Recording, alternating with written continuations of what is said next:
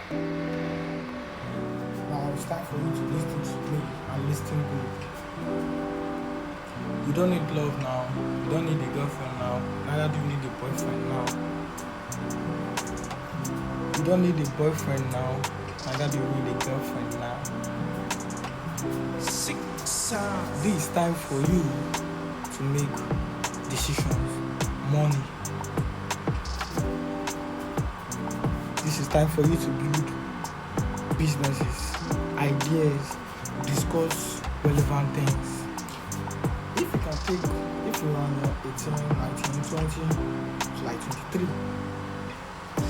just sacrifice 5 years for your future.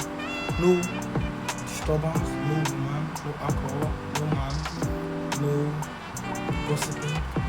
Just focus. Sacrifice 5 years of your life. Focusing on what you have thought about.